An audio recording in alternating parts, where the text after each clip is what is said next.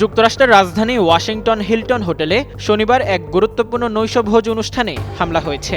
ওই সময় হোটেলে অবস্থান করছিলেন মার্কিন প্রেসিডেন্ট ডোনাল্ড ট্রাম্প ও তার স্ত্রী ফার্স্ট লেডি মেলেনিয়া ট্রাম্প সহ ভাইস প্রেসিডেন্ট জেডি ভান্স এবং একাধিক মার্কিন উচ্চপদস্থ কর্মকর্তারা। আন্তর্জাতিক বার্তা সংস্থা রয়টার্স জানিয়েছে, অনুষ্ঠানে 2600 অতিথি সেখানে উপস্থিত ছিলেন। এ সময় অনুষ্ঠানে ট্রাম্পকে লক্ষ্য করে গুলি করা হয়। এতে অতিথিদের মধ্যে চরম আতঙ্ক ছড়িয়ে পড়ে। আল জাজিরার এক প্রতিবেদনে জানানো হয়, হোয়াইট হাউসের সাংবাদিকদের বার্ষিক ডিনার চলাকালে এ ঘটনা ঘটে। ঘটনার পর আমেরিকার বিভিন্ন গণমাধ্যম ইরানের দিকে ইঙ্গিত করে প্রেসিডেন্ট ডোনাল্ড ট্রাম্পকে প্রশ্ন করে, এই গুলির ঘটনায় কি তেহরানের কোনো হাত আছে বলে আপনি মনে করছেন কিনা? জবাবে ট্রাম্প জানান, এই ঘটনায় ইরানের কোনো হাত আছে বলে তার মনে হয় না। এরপরেই তিনি বলেন, ইরানের যুদ্ধ জয় থেকে আমাকে এই ঘটনা আটকাতে পারবে না। তবে কেন অভিযুক্ত হামলা চালিয়েছে তা নিয়ে তদন্ত চলছে বলেও জানিয়েছেন ট্রাম্প। ঘটনার পর ট্রাম্প অভিযুক্তের একটি ছবি নিজের সামাজিক যোগাযোগ মাধ্যমে পোস্ট করেছেন। সেখানে খালি গায়ে অভিযুক্ত যুবককে উপুট করে শুয়ে রাখা হয়েছে। তার হাত এবং পা বাঁধা, চোখ বন্ধ।